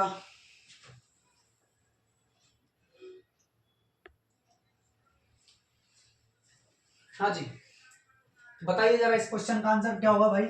मान लीजिए कि p वह संख्या, वह सबसे छोटी संख्या है जिसे 12, 18, 31 से विभाजित करने पर प्रत्येक स्थिति में 4 शेष बचे। p 28 से विभाज्य है। यदि p को 13 से विभाज्य किया जाता है तो शेष फल क्या होगा, ये हमें बताना है। अच्छा, जो p है वो किससे विभाज्य है, वो 28 से भी विभाज्य है और 12, 18, 31 से भी विभाज्य है। तो कहने का तात्पर्य ये है भाई 12, 18 और क्या क्या बताया जा रहा है 28 और 31, इन सभी से आप डिवाइड कर लीजिए। ऐसा छोटा नंबर देख लीजिए जो इन सभी से डिवाइड हो। ठीक, तो हम सबसे पहले अगर बात करें तो भाई 2 से डिवाइड करेंगे तो चला जाएगा 6 बार, ये जाएगा 9 बार, ये जाएगा 14 बार, ये 31 तो जाएगा ही नहीं। ठीक, वापस 2 से करेंगे तो 3 बार और ये जाएगा कितने बार 7 बार, ये जाएगा 31 बार। 3 से जब हम डिवाइड करेंगे तो ये जाएगा 3 बार, ये 7 बार और ये ऐसा का ऐसे। यानी अब हमें 3 की, 7 की, फिर 31 की जरूरत लगनी है। तो ये जो है वो हमारा एलसीएम आ चुका है। ठीक है, तो ये हो जाएगा आपका कितना, 2 दूनी 4 तिया 12, 12 तिया 36, 36 इंटू 7 इंटू 31। ठीक है, तो या फिर एक काम करते हैं 31 दूनी 62 और 62 दूनी कितना हो जाएगा 124 हो जाएगा। ठीक है, तो ये सब हो गया। अब क्या बचता है 3 तरह का 9 इंटू 7, 3 तरह का 9 इंटू 7, ये मल्टीप्लाई करने में थोड़ी आसानी हो जाएगी। 36 हासिल आया 3, 18 3 21 हासिल आया 2, 9 2 11 इंटू का 7, 7 6 42 हासिल का आया 4, 7 4 11 हासिल का आया 1, 7 1 8 7, तो 7812 है ना। तो पी की जगह पे सबसे छोटी संख्या क्या आ गई मेरे भाई 7812 आ चुकी है। 7 8 1 2, इसको किससे डिवाइड करना है, 13 से डिवाइड किया जाए। 13 से डिवाइड करोगे 13 6 78, 13 एकम 13, नहीं जा रहा 13 6 78, ये तो पूरा पूरा चला गया। 9 बचना चाहिए यार, ओ सॉरी सॉरी सॉरी सॉरी, 9 क्यों बचना चाहिए, एक माइनस का एक और प्लस का 12 बचना चाहिए। एक मिनट, कुछ तो गड़बड़ है दया। मान लीजिए कि संख्या ये है, अच्छा 28 से भी विभाज्य है। एक काम करते हैं 12, 18 और 31 का एलसीएम लेते हैं सबसे पहले। तो 6 से अगर हम डिवाइड करें 6 दूनी 12, 6 तिया 18, 31। अब हमें 2 की जरूरत है, 3 की जरूरत है, 31 की जरूरत है, क्योंकि अभाज्य संख्या आ जाए तो फिर उनका सभी का करना ही रहता है।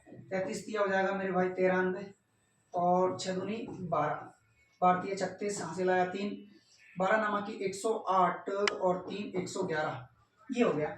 अच्छा ये हो गया, तो आप मुझे ये बताइए ये 28 से विभाज्य है क्या, 28 से ये विभाज्य है क्या, 4 से तो है, ठीक है। 7 से देखें, 7 एकम 7, बचा कितना 4, यानी 41 हो गया। 7 5 35, 35 नहीं है अभी, ये 28 से विभाज्य नहीं है। यानी 28 से विभाज्य नहीं है तो इसमें 7 के मल्टीपल की और जरूरत है। 7 के मल्टीपल 7 6 42 हासिल आया 4, 7 एकम 7 4 11 हासिल आया 1, 7 1 8 और 7। कुछ तो गड़बड़ हो रही है। P 28 से विभाज्य है वह छोड़, मान लीजिए कि P वह सबसे छोटी संख्या है जिसे 12, 18 और 31 से विभाज्य करने पर प्रत्येक स्थिति में शेषफल 4, माफी माफी माफी, आई एम सो सॉरी भाई, शेषफल 4 अगर आपको बचाना है, शेषफल 4 आपको बचाना है तो ये जो आया है इसमें 4 भी तो जोड़ना होगा। और 4 जैसे आप जोड़ोगे तो जो है वो आपका आंसर क्या आ जाएगा 16 आ जाएगा। ओके 7816, और इसको जब आप 13 से डिवाइड करोगे 13 6 78 पूरा पूरा चला गया 0, 13 एकम 13, 600 एक बार में चला जाएगा लेकिन 3 शेष बचेगा। सो ऑप्शन नंबर 3 जो है वो आपका राइट आंसर हो जाएगा। इस 4 शेषफल के कारण थोड़ी सी प्रॉब्लम आ रही थी, बाकी और कोई दिक्कत समस्या नहीं है इस क्वेश्चन में। ठीक, चलिए आगे बढ़ते हैं मेरे भाई नेक्स्ट क्वेश्चन की ओर। क्वेश्चन कौन सा हो जाएगा आपका, क्वेश्चन हो जाएगा 13 14 30, यही नहीं क्या, क्या बात कर रहा हूँ। चलो इसी को 13 मान लीजिए, क्योंकि ओके आगे पीछे हो गया, आगे पीछे कोई दिक्कत नहीं, कोई परेशानी नहीं। पहले 14 कर लीजिए। देखिए एक कारखाने में पुरुष श्रमिकों की संख्या का 48% भाग महिला श्रमिकों की संख्या के 2/3 के बराबर है। कारखानों में पुलिस की संख्या, पुरुष की संख्या, पुलिस कह रहा हूं मैं, ठीक है। तो भाई 2/3 के बराबर है। कारखाने में पुरुषों की संख्या का महिलाओं की संख्या से अनुपात, ठीक है। देखिए एक कारखाने में पुरुष श्रमिकोों की संख्या का 48%, पुरुष यानी कि मेल श्रमिक टोटल है ना, इनका 48%, मेल का 48% है, तो बटे में आ जाएगा 100। महिला श्रमिकों की संख्या के 2/3, महिला यानी कि वुमेन के 2/3 के क्या है मेरे भाई, बराबर है ना, ठीक है। तो यहां से डिवाइड, किसको डिवाइड करोगे, ये नहीं हो रहा तो एक सेकेंड, बटे में 3 लिखिए, बटे में क्या लिखिए 3, बटे में आ जाएगा 3, ठीक है। अब डिवाइड कर लीजिए 4 से, तो 4 से चला गया 12 बार, ये चला गया आपका 25 बार, ठीक है। 2 से डिवाइड करेंगे आप, तो 2 से कितनी बार जाएगा, 6 बार, ठीक है। अब आपके पास बचता है सर मेल इंटू 6/25 बराबर W/3, ठीक है। अभी यहां से मेल की संख्या जो आ रही है वो कितनी आ रही है, 25, ये जो 6 है वो इधर गुणा में है, इधर जाके बटे में आ जाएगा, तो मेल बटे आ जाएगा मेरे भाई 25, और वुमेन के बटे में आ जाएगा 18। तो मेल और वुमेन की अगर पूछा जाए तो 25/18 इस क्वेश्चन का राइट आंसर होगा ऑप्शन नंबर डी, 25/18, ठीक है।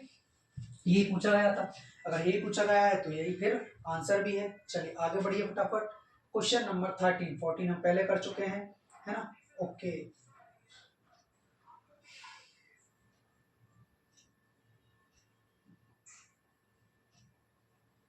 चलिए देखिए, यदि a plus B plus C बराबर 1900 और a square plus B square plus C square बराबर 155 हो, तो a माइनस बी का whole square, B minus C का होल स्क्वायर और सी माइनस ए का होल स्क्वायर का मान ज्ञात कीजिए, फाइंड दिस। चलिए इसके बाद कितने क्वेश्चन और हैं, 15, 16, 17, अच्छा 3 क्वेश्चन और है ना, ओके। चलिए करिए फटाफट इस क्वेश्चन को करिए,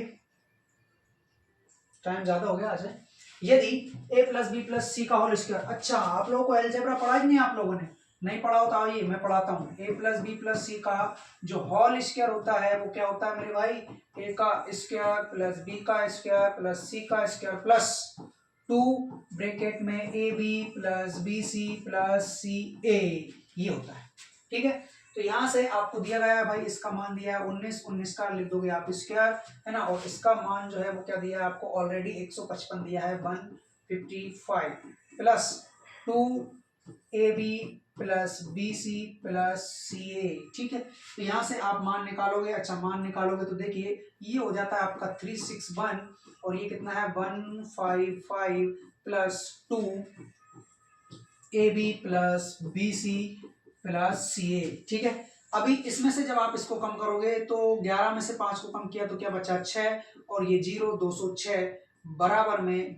क्या है, बराबर में है 2 ab plus bc plus ca, ठीक है, हाँ ca, ठीक है। इससे जब आप इसको डिवाइड करोगे तो यह जाएगा आपका 103, यानी कि ab प्लस का bc प्लस का ca का जो मान है वो है 103, ठीक। अब इसके आगे अगर हम चर्चा करें तो देखिएगा, अब आपसे बोल रहा है कि हाँ सर हमें तो इसका मान दिया ही नहीं है, हमें इसका मान बताना ही नहीं है, आपको जो बताना है वो इसका मान बताना है, तो इसको सॉल्व करना पड़ेगा। अब देखिए कैसे, कि भाई a माइनस बी का जो होल स्क्वायर होता है वो क्या होगा, वो होगा सर a का स्क्वायर प्लस b का स्क्वायर प्लस माइनस 2ab, ठीक है। ऐसे अगले वाला जो दिया है b माइनस सी का होल स्क्वायर, इसका मान भी क्या हो जाएगा, b का स्क्वायर प्लस c का स्क्वायर माइनस 2bc, ठीक। फिर c माइनस a का होल स्क्वायर का मान निकालोगे तो c का स्क्वायर प्लस a का स्क्वायर माइनस 2ca, ठीक है। इन सभी को प्लस दे रखा है, इन सभी का तो आप प्लस कर लीजिए, और देखिए जरा प्लस करने पे क्या आ रहा है, प्लस करने पे आएगा a का स्क्वायर प्लस b का square minus 2ab minus 2ab plus b का स्क्वायर प्लस c का स्क्वायर माइनस 2ab प्लस सी का स्क्वायर प्लस ए का स्क्वायर माइनस 2ca। ठीक है, अब यहां से भाई ए बी बी सी सी ए ये जो है वो सभी के सभी 2 बार हैं, तो हम लिख लेते हैं 2a square plus 2b square plus plus plus 2c square 2c square minus के साथ जो है वो है माइनस 2ab माइनस ये 2ab है, तो फिर यहाँ ये bc होगा, क्या होगा ये bc। ठीक है, हाँ minus minus 2bc minus 2ca। इसको यदि हम सॉल्व करेंगे तो दो क्या है कॉमन आ रहा है, दो सभी में ही कॉमन आ रहा है, दो जो है वो सभी में ही कॉमन आ रहा है। तो एक काम करिए सभी से दो कॉमन निकालिए, और दो कॉमन निकालने पर यहाँ बचेगा भाई A square plus B square plus C square minus इधर माइनस कॉमन ले लीजिए, माइनस कॉमन लेने पर हो जाएगा आपका ए बी प्लस का बी सी और प्लस का सी ए। ठीक है, यहाँ तक किसी को कोई दिक्कत परेशानी समस्या हो तो आप बताइएगा। ठीक है, अभी आपको केवल मान रखना है तो आपका एग्जैक्ट और करेक्ट आंसर आपके पास होगा। ठीक, तो यहाँ पे क्या रखोगे, यहाँ पे रखोगे आप 2, यहाँ पे रखोगे आप 2। ठीक है, जैसे ही आपने यहाँ 2 रखा, अब आपको क्या करना होगा भाई, ये है इसका मान आपको कितना दे रखा है, इसका मान दे रखा है आपको 155, इसका मान रख दिया आपने 155 माइनस इसका मान क्या दे रखा है, इसका मान अभी निकाला आपने 103। ठीक है, अब बताइए जरा इसका क्या होने वाला है सॉल्व करने पर। सर 2 इंटू में 155 में से 103 चला गया तो 52 बचा, कितना बचा 52 और 52 जब 2 से इंटू करेगा तो ये हो जाएगा भाई कितना हो जाएगा 5 2 दूनी 4 और 5 दूनी 10 104 हो जाएगा। ठीक है, यानी कि 104 जो है वो इस क्वेश्चन का राइट आंसर होगा ऑप्शन नंबर ए। ओके, पूरे बोर्ड को लाल पीला हला गुलाब कर दिया है, कुछ दिख रहा है कि नहीं, एक चेक कर लेता हूँ जरा, दिख रहा है कि नहीं। दिख रहा है, कोई दिक्कत नहीं, देख लोगे इतना तो समझ ही लोगे, ये कोई काम का भी नहीं है ना। चलिए आगे बढ़े, ये लीजिए मेरे भाई, तो आ जाइए जरा क्वेश्चन नंबर 15 पर। इसके बाद लास्ट 2 क्वेश्चन और हैं। देखिए, यदि 2 गुणवत्ता वाली दालें x और y जिनका मूल्य 100 किलोग्राम पर केजी और 150 किलोग्राम पर केजी हो, दोनों को 7:20 के रेशियो में मिलाया जाता है, तो इन दालों का मिक्सर जो है वो उसका मूल्य क्या होगा, निकटतम 2 अंक तक बताना है। चलिए देखिए, x y 2 किस्म की दाल है, एक किस्म की दाल का जो भाव है वो 100 रुपए पर केजी है, 100 रुपए पर केजी, 100 रुपए पर केजी। एक का जो भाव है वो है 150 रुपए पर केजी, 150 रुपए पर केजी। ठीक है, इन दोनों को किस रेशियो में मिलाना है भाई, 7:20 के रेशियो में मिलाना है। कर दो मिक्सर भाई, 7:20 के रेशियो में मिलाना है और 100 रुपए पर केजी है, तो ये आ जाएगा आपका 700 और ये कितना आ जाएगा, ये आ जाएगा 0 15 दूनी 30 300। ठीक है, ओ 300 का है, 3000 आएगा ना, हाँ 3000 आएगा, एक 0 की कमी महसूस हो रही थी। अच्छा दोनों को मिला दीजिए, तो मिलाने पे दोनों कितना आ रहा है, और टोटल कितनी थी भाई, टोटल ये 7 किलो थी, ये 20 किलो थी, रेशियो में इनका वजन ही चलता है। हाँ तो ये हो जाएगा 27, है ना, बस टोटल का मूल्य बता दीजिए, यानी कि 3700 में जो है वो डिवाइड करना है 27 से, तो 27 से जब हम इसका डिवाइड करेंगे तो क्या निकल कर आएगा। चलिए कर ही लेते हैं, आप सभी को डिवाइड करके भी हम बता दे रहे हैं कि भाई इसका राइट आंसर क्या होगा। कितनी बार चला गया, एक बार चला गया, क्या बचता है 0 100 बचता है ना, और 27 से कितनी बार, 3 बार, 27 से जो जाएगा वो 3 बार जाएगा, 3 7 21, 3 दूनी 6, 3 7 21, 3 दूनी 6 और 2 8, 21 बार चला गया, यानी बचा कितना 9 और 19 बचा, है ना, यानी एक 0 और उतार लीजिए, एक 0 और उतार ली। अभी कितनी बार जाने की संभावना है भाई, 6 बार 7 बार, 6 बार जाएगा, बिल्कुल 6 बार जाएगा। तो 6 बार जब 6 बार जब ये जाएगा क्या होना, क्या आएगा 136, 6 बार, तो 6 7 42, हासिल है 4 6 दूनी 12 4 16, तो यहाँ से कितना आ रहा है आपका 8 और ये बढ़ गया यानी कि 28, वापस से 0 पॉइंट लगा तो 280 हो गया। लेकिन 280 की अब जरूरत कहाँ थी, मतलब ये एक बार और जाएगा क्या, 7 बार जाएगा क्या, 7 7 49, 7 दूनी 14, 14 और 4, हाँ 7 बार, 7 बार, कितनी बार जाएगा 7 बार, 7 बार जाएगा।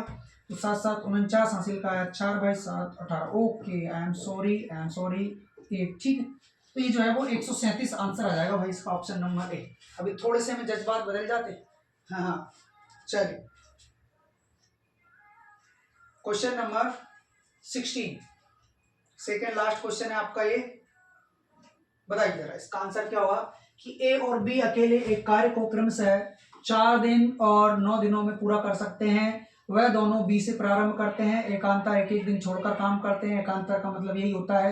तो कार्य कितने दिन में पूरा हो जाएगा ये आपको बताना है। 5 से 1/3, 5 से 2/3 और 5 से 1/4। देखिए तो भाई ए और जो बी है वो 2 व्यक्ति हैं, और ये जो व्यक्ति है वो 4 दिन में, और बी जो व्यक्ति है वो कितने दिन में, वो 9 दिन में काम को कंप्लीट करता है। एलसीएम लोगे तो 36 इनका टोटल वर्क आ जाएगा। ये क्या आ गया, टोटल वर्क। एफिशिएंसी निकालोगे इससे डिवाइड करके, 4 9 36, 9 चौका 36, ये इनकी कार्य क्षमता आ गई, एफिशिएंसी आ गई। ठीक है मेरे भाई, चलिए अब यहाँ से हमें बोला भाई बी से स्टार्ट करिए और एकांतर दिन में काम करवाइए। देखिए टोटल काम 36 है। दोनों मिलकर अगर काम करते हैं, दोनों मिलकर एक एक दिन अगर काम करेंगे, बी से स्टार्ट करेंगे तो दोनों मिलकर 2 दिन में कितना काम कर लेंगे, 13। ये 2 दिन का काम है तो 13 दूनी 26, यानी 2 दिन का काम है और 2 दिन करा इनने, यानी 2 दूनी 4 दिन तो यहाँ हो गया, प्लस और कितना दिन लगने वाला है। अच्छा 26 काम हो गया, बचा कितना 10, जबकि हम बी से स्टार्ट करवा रहे हैं और बी एक दिन में 4 काम करता है, यानी इसमें से 4 काम को और कम कर लीजिए, एक दिन और बढ़ा दीजिए, तो अब काम कितना बचा 6। यानी कि अब 6 काम करना है, और 6 काम किसको करना है, 6 काम करना है अब 9 वाली क्षमता वाले को, यानी ए को। तो भाई 6 काम करना है उसको 9 की क्षमता से करना है, यानी कि 2/3 दिन का और समय लग जाएगा। तो 4 1 5 सही 2/3। ऑप्शन नंबर बी जो है इस क्वेश्चन का राइट आंसर हो चुका है। ठीक है मेरे भाई, चलिए लास्ट क्वेश्चन है, आखिरी क्वेश्चन। ठीक है, तो बताएंगे आप लोग कि भाई आखिरी क्वेश्चन में जो है वो आपका आंसर क्या होगा, और बहुत ही अच्छा क्वेश्चन माना जाता है इसको, है ना। चलिए बताइए क्या होगा इसका आंसर। सुधीर और आशीष की वर्तमान आयु 5:7 है। 12 वर्ष पहले उनकी आयु का अनुपात 1:2 था। अब 5 वर्ष बाद सुधीर की आयु क्या होगी। चलिए देखिए, वर्तमान आयु का अनुपात दे रखा है किसका, सुधीर और आशीष का। सुधीर और आशीष का वर्तमान आयु का जो रेशियो दे रखा है वो 5:7 है। 12 वर्ष पहले उनकी आयु का अनुपात 1:2 था, है ना। ये वर्तमान का है, ये कब का है मेरे भाई, ये वर्तमान का है। ठीक है, आप इसको यहाँ से मिटाइए और यहाँ लिखिए सुधीर और आशीष, यहाँ लिखिए। ठीक है, 12 वर्ष पहले की बात चल रही है, तो इनका रेशियो क्या था, 12 वर्ष पहले 1:2 था। कितना था, 1:2, यानी यहाँ से यहाँ तक का जो समय है वो 12 वर्ष में बीता है। कहाँ तक, 12 वर्ष, यानी कि ये पूर्व की बात है। कहाँ की, पूर्व की, 12 वर्ष पहले की। ठीक है, तो 5 वर्ष बाद इनकी आयु क्या होगी, आपसे जो है वो 5 वर्ष बाद की पूछी गई है। कब की, 5 वर्ष बाद। अब देखिए सबसे पहले हम रेशियो को जमाएंगे कैसे। यहाँ डिफरेंस है कितने का, 4 का, यहाँ डिफरेंस कितने का आ रहा है, 5 का। इनको डिफरेंस को सही कीजिए, तो इनका डिफरेंस लेना पड़ेगा 2, है ना। इस 2 का जो डिफरेंस लेंगे उसका हम मल्टीप्लाई करेंगे, यानी कि मल्टीप्लाई कीजिए आप यहाँ पर 2 का, और यहाँ डिफरेंस 1 का आ रहा है, इन दोनों का डिफरेंस 1 का आ रहा है, तो यहाँ आप 1 से इंटू करोगे, कोई दिक्कत वाली बात नहीं, वही सेम संख्या नहीं। तो 2 से कितना हो गया, ये 4, यहाँ भी 3 का और यहाँ भी 3 का, यानी कि ये जो एज में 3 का डिफरेंस आ रहा है रेशियो में, वो क्यों आ रहा है, इस 12 वर्ष की वजह से। 3 रेशियो की वैल्यू हो गई 12, तो 1 रेशियो की वैल्यू क्या आ गई मेरे भाई, 4 वर्ष। क्या आ चुकी है, 4 वर्ष, 1 रेशियो की वैल्यू आ गई। अब आपसे क्या पूछा है भाई, 5 वर्ष बाद बताइए। 1 रेशियो की वैल्यू 4 है, और वर्तमान में जो सुधीर है वो 5 के रेशियो में है, तो 20 तो यहीं से आ चुका है मेरे भाई, 20 वर्ष। ठीक है, कब, वर्तमान। और ये जो है वो कितने का हो गया, 28 वर्ष का हो गया। कितने का, 28 वर्ष का। लेकिन 5 वर्ष बाद की पूछी है और सुधीर की पूछी है, तो सुधीर 20 वर्ष का है, 5 वर्ष बाद कितने का होगा मेरे भाई, 5 प्लस कर दीजिए, 25 वर्ष का हो जाएगा, 25 वर्ष। यानी कि ऑप्शन नंबर बी जो है वो इस क्वेश्चन का राइट और करेक्ट आंसर होगा। चलिए अब तो नहीं बचा, नहीं, अब क्वेश्चन नहीं बचा, एकदम खाली है पीपीटी। ओके, तो आ जाइए जरा थोड़ी सी बात कर लेते हैं, हो जाए फिर। तो कैसी रही आप लोगों की क्लास, मैं उम्मीद करता हूँ बहुत ही शानदार रही होगी, और जो हम प्रैक्टिस के क्वेश्चंस लेके आ रहे हैं बहुत ही इम्पोर्टेंट और महत्वपूर्ण है। क्या है कि हम इसको छांट कर लेकर आ रहे हैं, कौन सा क्वेश्चन कराया जाना चाहिए और कौन सा नहीं। ठीक है, बहुत मेहनत लगती है भाई, बहुत टाइम लगता है पीपीटी बनाने में, बनवाने में, क्वेश्चन छांटने में, आंसर सेलेक्ट करने में, बाकी सारी चीज़ों में। तो अगर आपको वीडियो पसंद आई हो तो वीडियो को लाइक करिए, चैनल को सब्सक्राइब करिए और अपने दोस्तों को भी बताइए कि यहाँ पर प्रैक्टिस सेट लगवाए जा रहे हैं। ठीक है, बाकी आप लोग अच्छा करोगे ऐसी मैं आप सभी से उम्मीद करता हूँ, आशा करता हूँ। तैयारी को बेहतर करिए, बेहतरीन बनाइए और खुद को बेहतरीन बनाने में अपना समय दीजिए। ठीक है, तो जय हिंद, जय भारत, बढ़िया पढ़ते रहिए, मस्त रहिए, खुश रहिए, जय हिंद।